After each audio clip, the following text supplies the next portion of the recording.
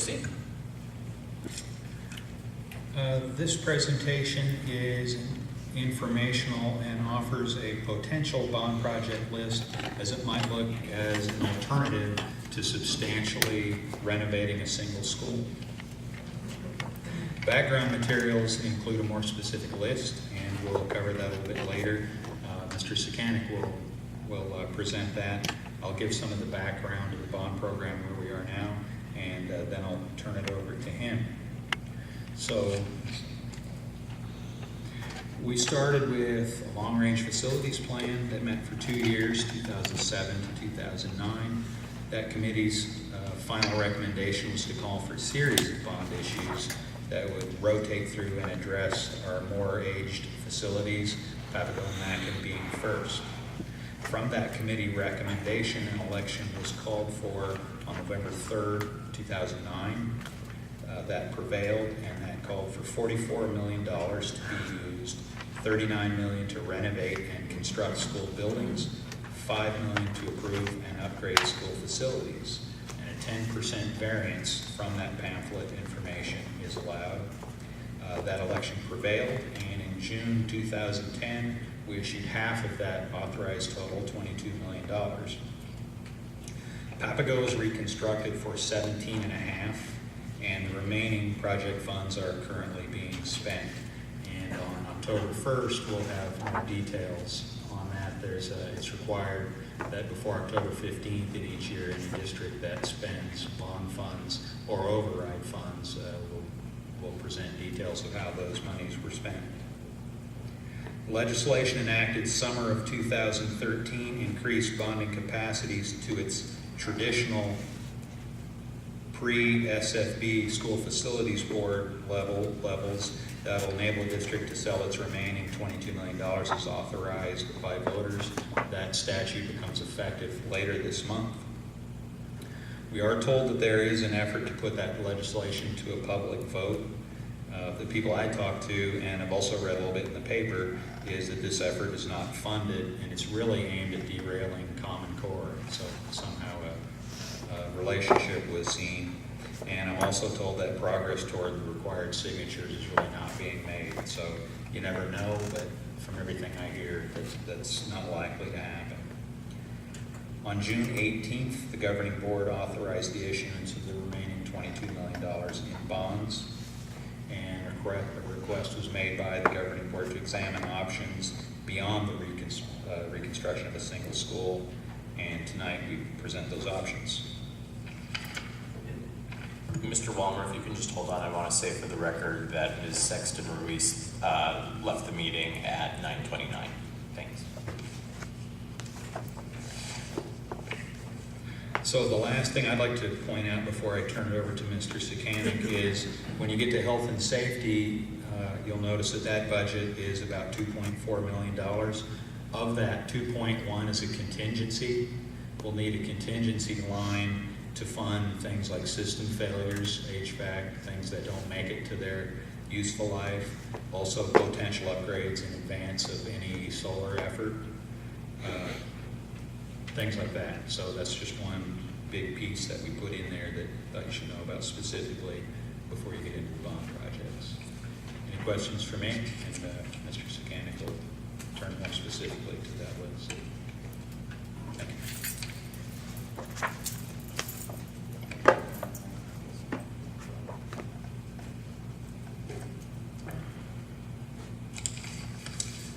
Mr. President, Governing Board, Cabinet, I think we ought to maybe stand up and do calisthenics or something. I'm here to discuss the bond proceeds and breaking it down other than one full site. What we did is we looked at building construction, and then we went to building upgrades, and then we had a third called health and safety.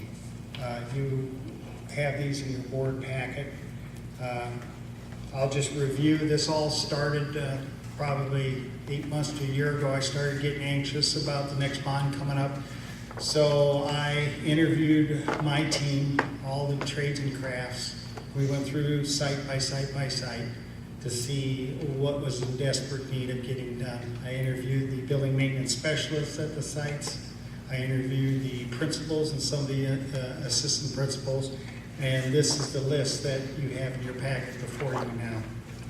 And just to go through, we started with building upgrades, which means, building construction, which means demolition is if we're going to remove a building from the site, not replace it. Substantial renovation is if we were to go in and actually take a building down to the skeleton and put it back up internally and externally, and then rebuild, of course, is like we did Papago. We took the whole site, evaluated it, demoed it, and then put up a new structure. And on the building construction, after I did all those interviews, what you have in front of you in the orange, or yellowish orange, is some of the projects that came up. And I'll just go through a few of them. And it's like over at Biltmore Prep, the multi-purpose room, reconstruct new facility to have it meet the standards of the district. The district has a standard, and you're in one of the standards right now. This is a standard multi-purpose room that was built to be divided into classrooms if needed, or a gym, or as you can see, a stage. That's what they're proposing over at Biltmore Prep. Creighton School, demo 600, 700, 800 buildings, and construct a two-story building. In that instance, you would have to know that the oldest finger classroom wings over there, 1935. And in order to make anything fit on any of these properties, we would have to remove some buildings to make a building fit proper.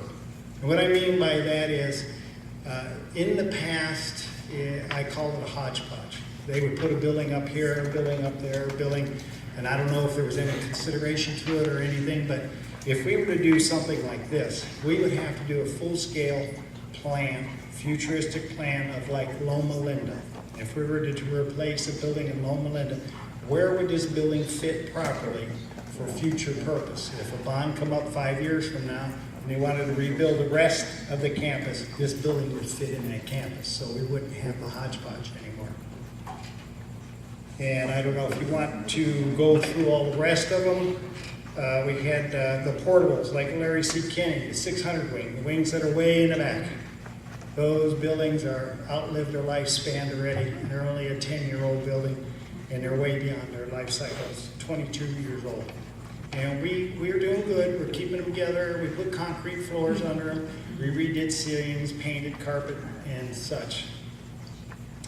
Loma Linda, of course, right next to us here, we have the 800 horseshoe, we call it, 800 building next to it. Those are also portables that are way beyond their lifespan. It's 22 years old. They were almost put in the same time as Kennedy. Removing, replacing canopies. The canopies between the buildings, the walkways between the buildings, they're starting to rot and deteriorate over at Loma Linda. Monte Vista, they have a multi-purpose room, but it wasn't in the consistent standard that we have now. It was built way back, and it's just doesn't fit our standards. Transportation, we've been talking about this several years. Our fuel tanks are underground. I have to hold a Class A certification. The young lady in the office, Maria, holds a Class B, and the two mechanics hold a Class C, just to maintain all of the records and everything for ADEQ. They come out and inspect every 6 months or every year, and we have to comply and make sure that we're in accordance with them. Mackin, of course, everybody's talked about the Bailey wing. Take it down and put something back up in its place. And of course, I use a demo as the building B or building C or building A over at Papago, because they seem to be working rather well with reconfiguration to it. I don't think it really needs to be that big, but that's me.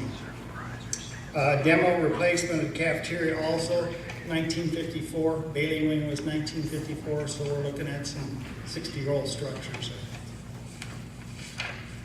Any questions on the building project? Now we'll go to building upgrades. Building upgrades, In a definition of building upgrades, it'd be internal revenue, renovations, walls, carpet, stage, tiles, all the stuff that is concerned in the building, interior and exterior. It could be stucco on the outside, could be roofs on the top. Property improvements means we can do parking lots, we can seal or redo a whole parking lot, like example is Kennedy, example was District Office North, example was DO. We can do stuff like that. We can do fences, security fencing. We're going to finish up our security fencing around the district so we're totally secure. And then, of course, sidewalks, concrete work, and stuff like that. And then building systems also falls under that. Systems could be electrical, plumbing. You can also, it falls under health and safety too, but you can also use your security system, your fire system, all those systems too. So just on the blue, we identified some stuff through our interviews, and Biltmore Prep, just talking to the principal and people over there, their office is not really workable in there. They need, they got programs crammed into one area, so we're thinking of moving a wall and adding a wall to open it up so they can work properly. Creighton School, we want to demo the 500 to get more playground space and also visual so you can see down and still see out into the north part of the playground and then the ground to see the children without a building blocking it. Also in that same site along the canal, since we're sitting around the canal, very dangerous at times, we have chain link fence back there. And that chain link fence continually, almost every other day or daily, somebody comes in with the snippers, cuts this big piece out, and they come in and they come into the property. We're recommending to replace it with wrought iron fence, 8 to 10 foot wrought iron fence in this place. Throughout the years since we've been putting wrought iron up around our district, and I've talked to a lot of my colleagues, wrought iron seems to be the thing because they don't want to mess with it. They'd have to bring a battery sawzall or something to cut through it to get into it, and it's hard. We put them on 4-inch centers, so it's really hard to bend to get in. So it's been successful at this point. Excelencia replaced all carpet P1, and we'd have to go P2, P3, because the carpet now is also outside of its life cycle. It's carpet, they give you a 10-year life cycle on carpet, but then again, you have to use common sense. Kinder, you maybe get 5 or 6 years. Second, third grade, you might get 7, 8, 9, 10 years out. It all depends on how many little feet are pattering all over the carpet, and it's hard to keep clean. Monte Vista, also carpet. It's beyond its life cycle in several of the rooms out there, not the whole school. Papago West is R&R electrical main panel, B&D. What that means is our main service coming into our building is overloaded at this point because of technology and because of all the upgrades that we did to that school over there. We're right at capacity right now. So if we were to ever do any kind of construction and have to move children over in that school and use it like we did for our emergency a couple weeks ago, day school open, that's a great place that we got a holding tank over there. We want it to be sufficient and power not to go out on us. Also, over by the Kinder, New Papago, they have an entrance comes out, it's stone.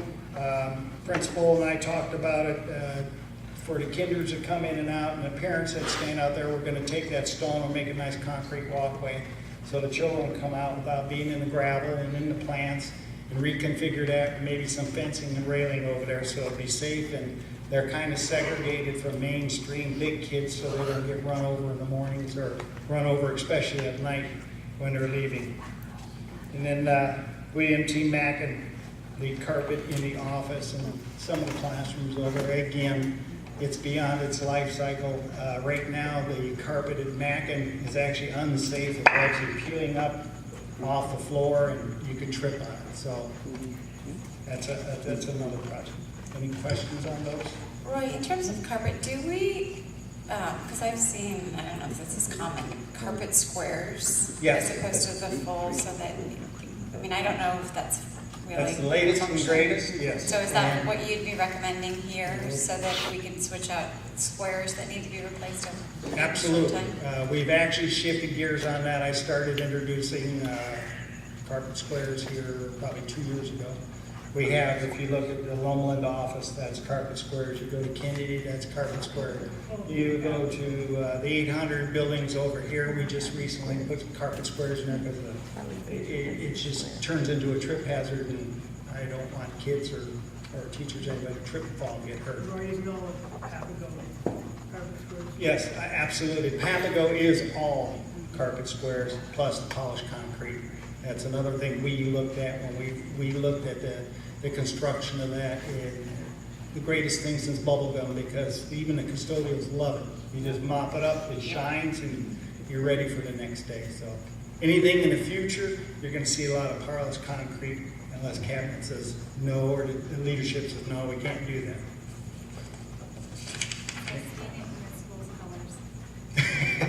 Yeah, well, you can do that. It can be done. What we have over at Papago is what they call salt and pepper. And if you actually look at the floor, you can see the stone, and you can't see the stone. I've seen over at a YMCA, I loved it. They have a consistent pepper. And the stones, you can even put color stones in there. And once they grind them and polish them, it really looks beautiful. Some future considerations. Now we'll go to the health and safety. Of course, we have compliance. Compliance is OSHA, ADEQ, all of our sister agencies out there, local codes, everything that we have to follow to do construction, do renovation, do inspections. You have security. Right now, we're going to review here in a couple of days the front office designs. I've been working with Orcott Winslow for probably a couple months now. We went out and we measured and we looked and we took pictures. So I'm kind of excited to see what they're going to come up with. We're going to go look at the first showings of the designs to see if we like them or if we have to do any changes or additions. Of course, surveillance cameras. We got eyes everywhere, and our alarm systems and fire systems. That all falls under the security. Safety also includes, you can include drainage. I got to make sure we have drainage off our parking lots, drainage away from our buildings, and because we're able by compliance to hold a certain amount of runoff on our own property without it going to the city. And then we have, it's not up there, but then like Mr. Wallman talked about, we have the contingency. The contingency is because of the way our budget is right now. Anything that fails, and mainly right now it's air conditioning. We're getting in those ages like Excellencia. We're going in our 13th year, and their life cycle is anywhere from 10 to 20. We just changed out 16-year-old units at Gateway, so that contingency is there for hot water heaters or whatever might come up that we don't have in the budget. We go through some of those, and this is kind of redundant. You have ADA, we have to comply with ADA, and we're not really too bad on the ADA, but I want to make sure our front entrances are welcome to our physically challenged people. And then, of course, I mentioned the front office design. We have a couple other things like at Mackin, when they built the modulars on the east end of the property, 48, 49, 50, and 51. When they built the multi-purpose room, I don't know why, but they elevated it so all our runoff comes down in through there. We have a small drain in there, but it's not big enough to handle a 100-year flood like we've had a couple of them already, and it just goes into those rooms. So we want to make sure that the water gets away from those classrooms. We don't have to worry about the classrooms. And I'm sorry, which campus is that? With T. Mackin. It's over on the east end as you come in through the fire gates over there. That's the 4 modulars that we're putting. And that concludes. Any questions?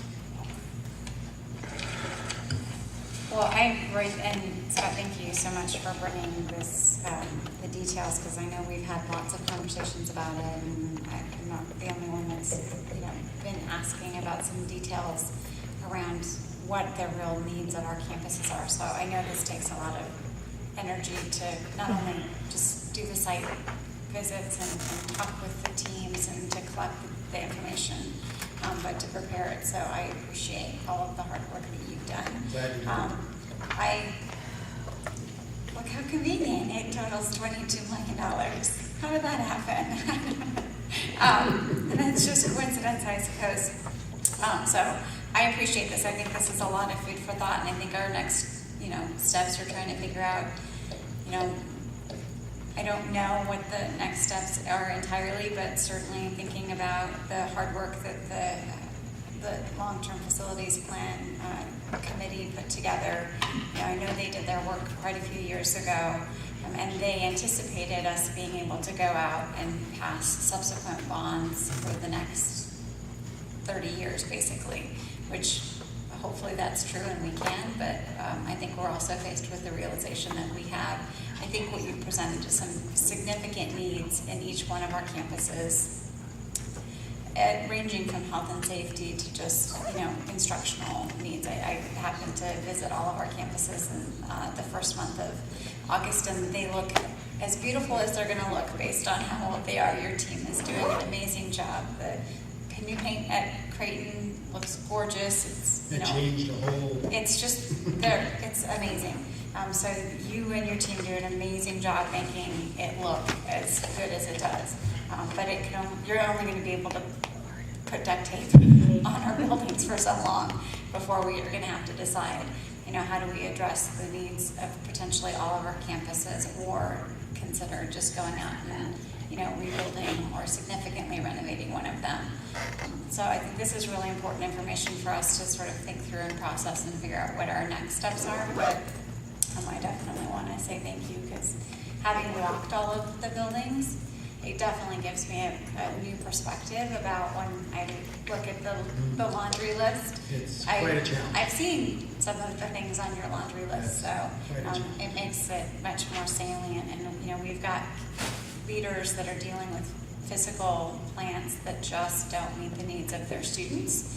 I think in particular, while health and safety, we should always prioritize. I think that components in terms of building upgrades that impact learning, like the lack of multipurpose rooms at Monte Vista as an example. I mean, the fact that Mike can't get all of his students in one spot at any given point in time because of the size of his multipurpose room is just, that has a direct impact on whether or not he can run a program that meets the needs of all of his kids, as well as the other campuses that have insufficient facilities. So I think it's not just about health and safety, it's how do our buildings impact student learning. And I think you've definitely raised some concerns in terms of the information you've shared. So I appreciate your So the hard board work. knows that if you need more information while you're going through this, I have a whole compile of dates and ages of buildings and square footages and acreages and anything you need to make a decision. I think I have that too. I saved it from 2008 or 9. So. We do have a white card on this, Mr. Joe Nolan. I see you're back, so you would like to introduce yourself and take up to 5 minutes. Joe Nolan, patron of the district, 3302 East Room. Listening to Roy speak when I was on the board, a lot of that, the facility plans that he had would continually be updated. He was always coming in and updating where it was at. So what you hear is something that's continually going on. When you're no longer on the board, the next board will be hearing the same thing. That's given when you have physical plans. What doesn't seem to get discussed a lot, and I think you're really lucky that this bond, that we didn't have the money to begin with because of the valuation of property and that, is now you have a chance to hit the reset button and say, let's really take a look at where our district is at today, where it's going to go, and what we can count on. You're down over 2,000 students. Mackin is at 5, did I hear 550, is that right? When they built a multi-purpose room, when I was on the board, right before I was on, they're up to 900 kids. And it was a hodgepodge. We passed a bond in 1996, and not everything got done right because there wasn't enough money, and there was we had to build a school, and we had to do this. And I remember there was a presentation to the board that you're gonna have 9,600 kids by 2003. Well, that never quite came about. But one thing that I'm certain of is you're never gonna have the 2,000 kids that you lost. Whether immigration is passed or not passed, it's not gonna happen. There's been too many changes. Your cycle of your Hispanic families are no longer reproducing, if that's the right word, like they were. The city of Phoenix is cracking down on multi-families being in different houses. The economy isn't what it was, and I just don't think you're gonna see it. So I think you need to step outside of some of the conversations you've had and say, well, wait a second, we built 2 new schools, Gateway and Excellencia, that were supposed to handle an additional 22 to 2,400 students. We never added another 1,800. Now you've lost 2,000, but now I have 9 schools where I used to handle that with 7 schools. Maybe you should be closing a school. Maybe you should take the advantage of this time to say, you know, what is the value of Mackin worth if we were to sell that property? I remember when they built Excellencia, one of the things that they talked about, that they were so proud of at the time, and rightfully so, was that in the southeastern part, they said, we have enough property there, we could build a K-3 school there if we ever needed it. So you kind of look at it and say, okay, well, if you sell Mackin and all of a sudden you get a bump up in population, maybe you go build a K-3 school there. But when I hear when Kennedy and Loma Linda are under 800 students, and they at one time were 1,100,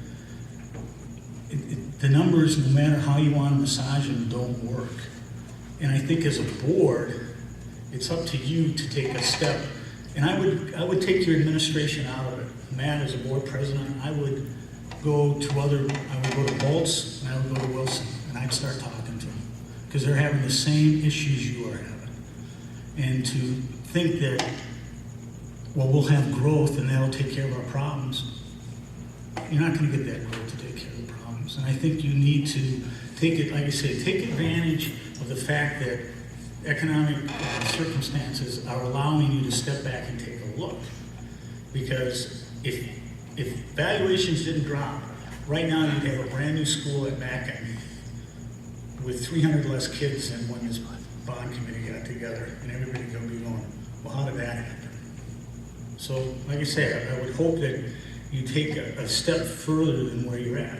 Plus, like I just heard Roy talking about Papago West, and I'm jumping around here, and I apologize. What are the long-range plans for that? If you don't build another school? Even if you do build another school, you're gonna keep it, you're gonna sell it.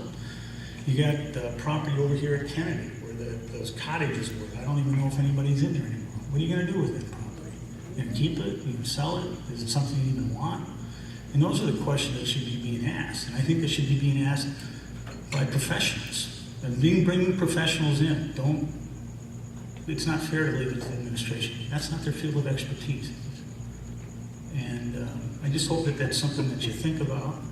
And whatever decision you come up with, you're never gonna have. One thing that I think you can get agreement on, you're never going to get people to agree that you have enough money to take care of the buildings.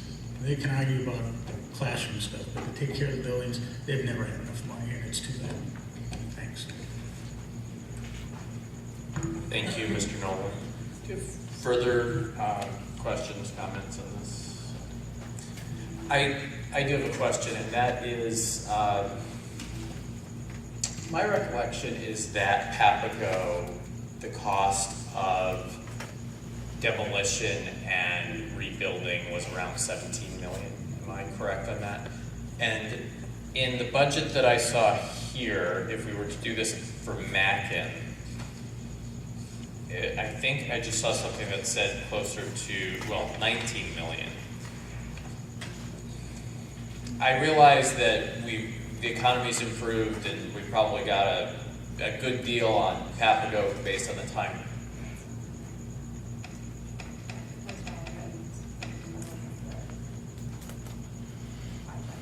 Okay, I'm being told these are, well, in this one here, I see building construction. Oh, okay, this is for the alternative schedule. I see, you're correct. So I guess my question would still be then, what would we be looking at in terms of MAC? And this, apparently this 19 million was not, thank you, Ms. Lesko-Kerr.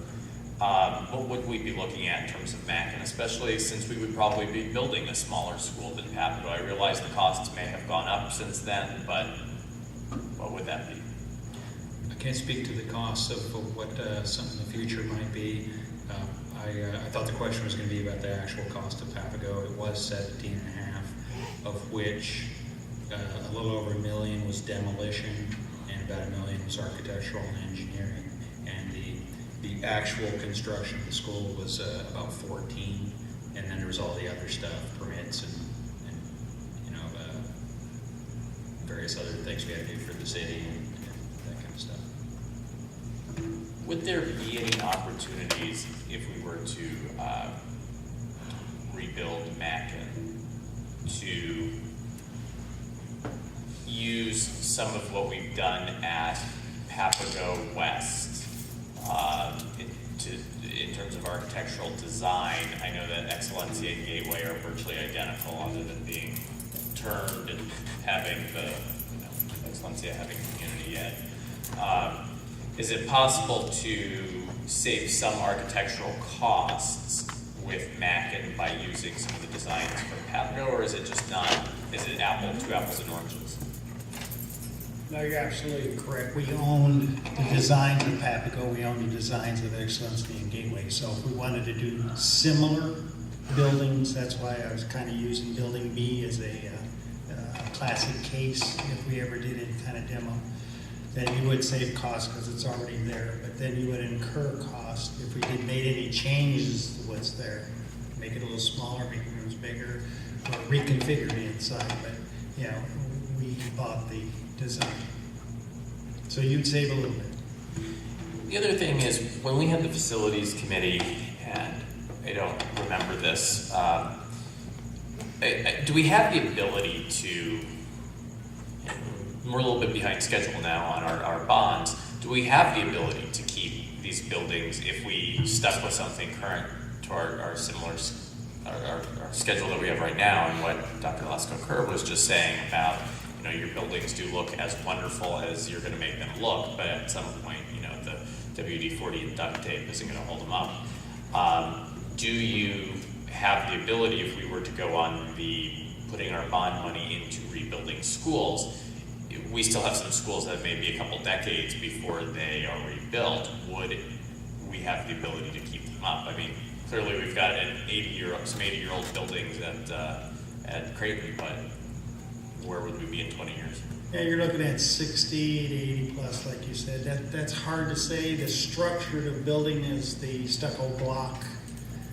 They'll last a while. But then when we did the 20-year committee, we also looked at, like Dr. Illy said, is it conducive for learning? Some of our classrooms are 780 square feet. Some are 720. Our standard in the district since we built Gateway was 900 plus. We have 900, 920, 915 in our classroom.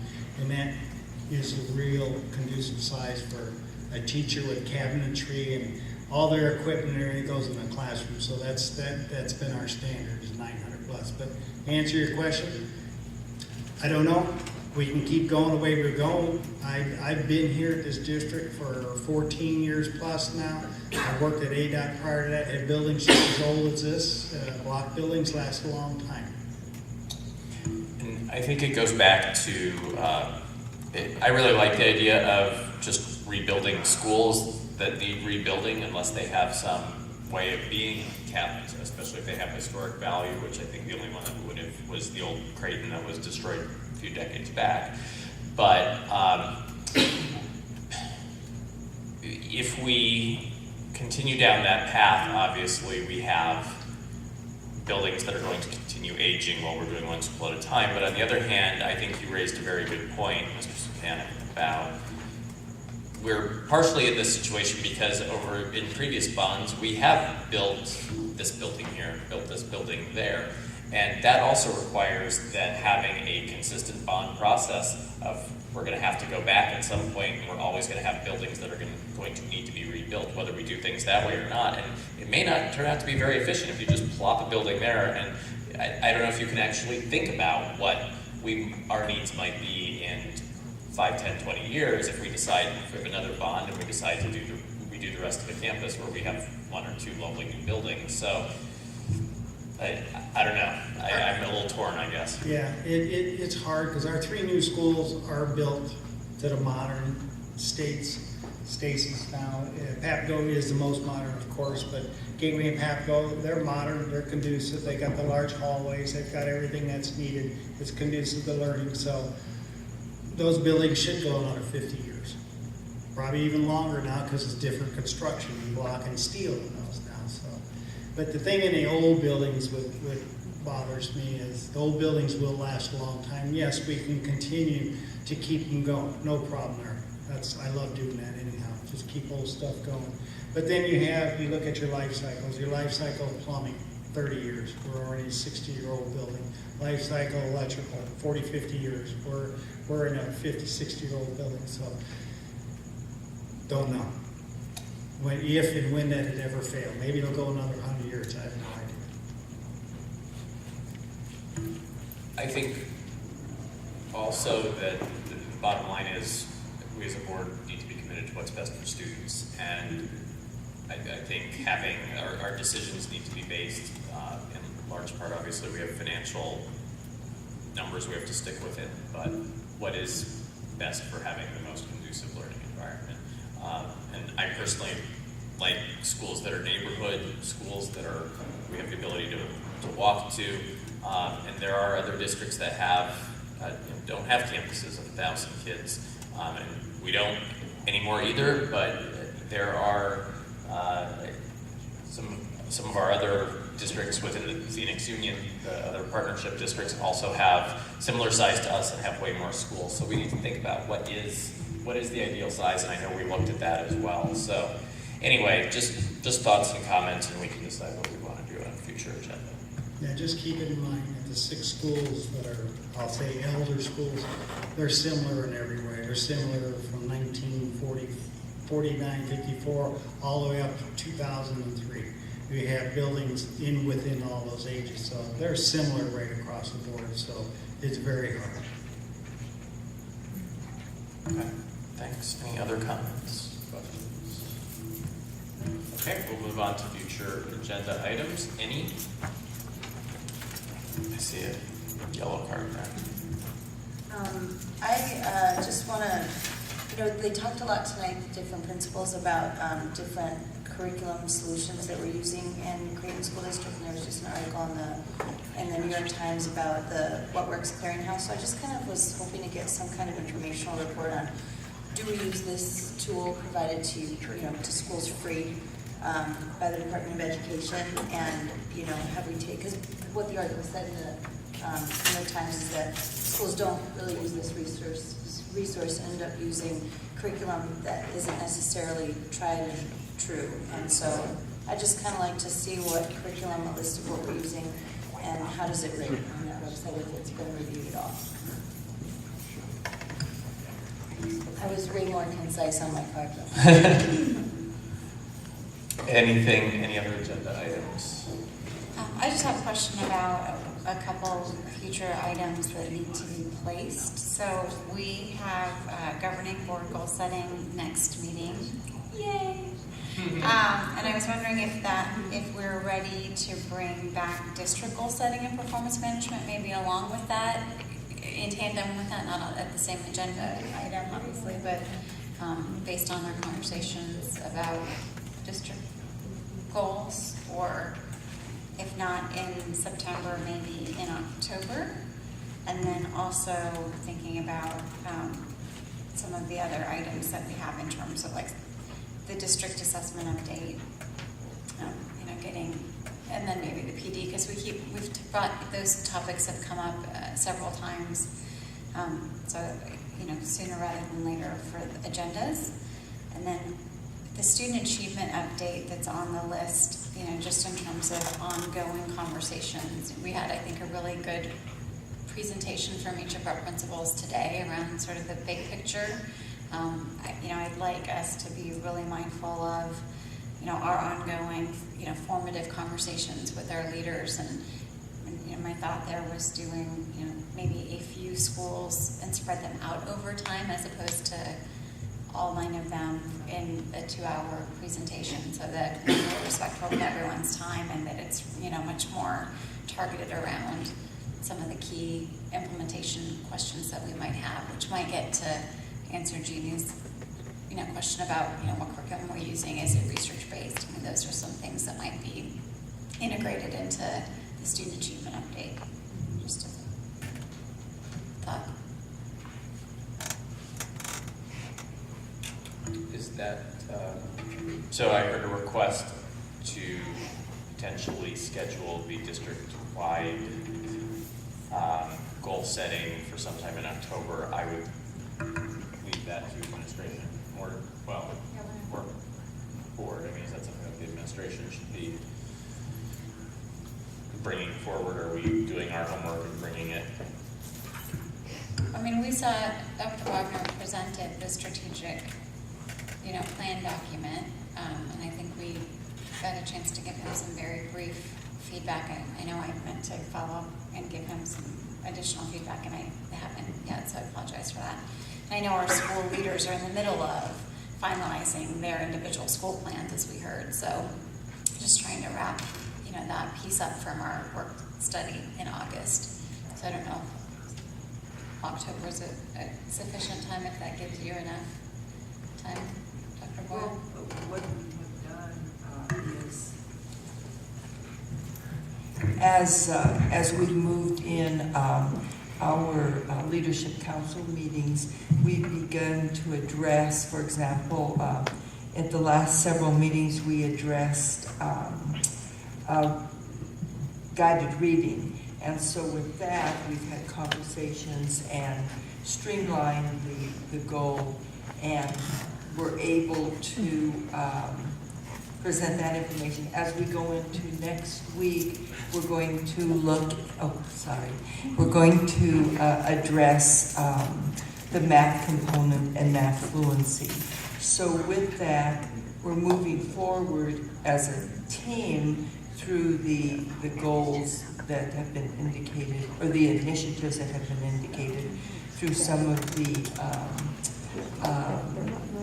assessment, whether it's aims, sorry. So do we think October would work or not? I don't want to have a discussion on this right now. Well, Time and open meeting law. I think give us an opportunity to look at that and have a conversation next. How about we also follow up at the next governing board meeting when we go through this on the agenda, schedule and see if that's something. Great. If you have an But- answer then. Is there anything else that we're looking to schedule? If not, then I will entertain a motion to adjourn. I move we adjourn. A second. All in favor say aye. Aye. We are adjourned.